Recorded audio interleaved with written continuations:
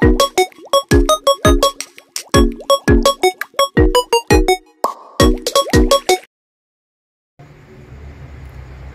semua, perkenalkan nama saya Jelianti dengan NPM B1A023175. Di sini saya akan menjelaskan infografis saya mengenai teori-teori kejahatan.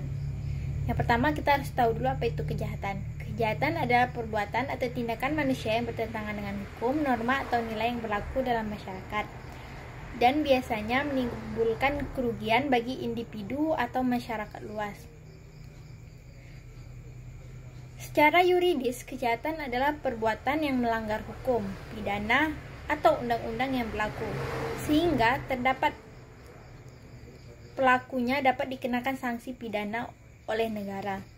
Sedangkan dalam Kitab Undang-Undang Hukum Pidana atau KUHP, kejahatan merupakan tindakan yang secara tegas dilarang dan diancam pidana, seperti pencurian, pembunuhan, penipuan, dan sebagainya. Yang pertama adalah teori biologi kriminal.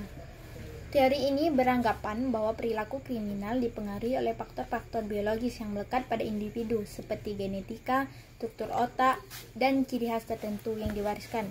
Teori ini awalnya dikembangkan oleh Cesare Lamborso yang berpendapat bahwa penjahat memiliki ciri-ciri khas. Menurut teori ajaran Lamborso, yang pertama, penjahat adalah orang yang mempunyai bakat jahat. Lalu bakat jahat itu diwariskan oleh nenek moyang.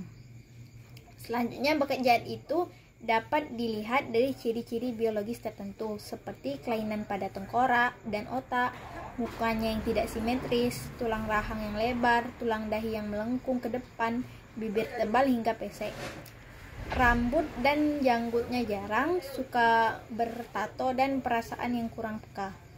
Selanjutnya, bakat jahat tersebut tidak dapat diubah, artinya bakat tersebut tidak dapat dipengaruhi.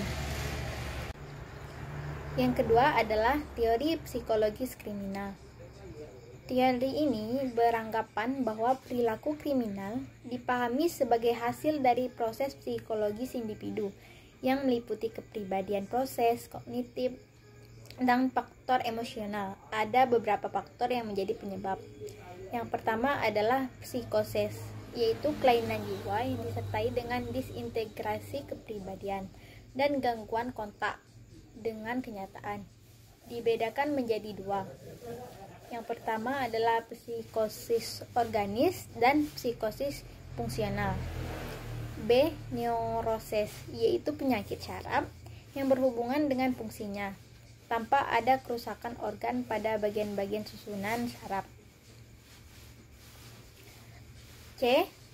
Psikoneurosis, yaitu neurosis yang terjadi karena konflik emosional. Dan D adalah cacat mental.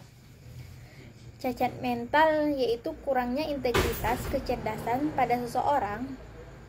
Ukuran kecerdasan seseorang biasanya dilihat dari IQ yang dimiliki seseorang. Nah, yang terakhir adalah teori sosiologi kriminal. Teori ini beranggapan bahwa kejahatan dipandang sebagai fenomena sosial yang muncul akibat interaksi dan kondisi dalam masyarakat. Yang pertama adalah teori ketegangan.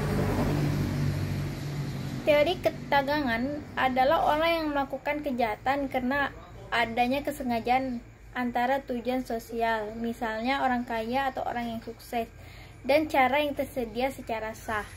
Kalau jalan legal tersebut buntu, mereka cenderung memilih jalan ilegal untuk mendapatkan tujuannya. Yang kedua adalah teori asosiasi diferensial. Kejahatan dipelajari lewat interaksi sosial. Kalau seseorang sering bergaul dengan orang yang melakukan atau membenarkan kejahatan, ia akan lebih cenderung ikut melakukan kejahatan. Dan yang ketiga adalah teori labeling atau pemberian label. Kejahatan bukan semata-mata sebagai perilaku, tetapi juga sebagai reaksi sosial. Ketika seseorang diberi label sebagai penjahat, dia bisa memulai atau menginternalisasikan label itu dan melakukan lebih banyak lagi kejahatan lainnya karena label yang telah diberikan tersebut. Berikut saja penjelasan mengenai infografis yang saya buat.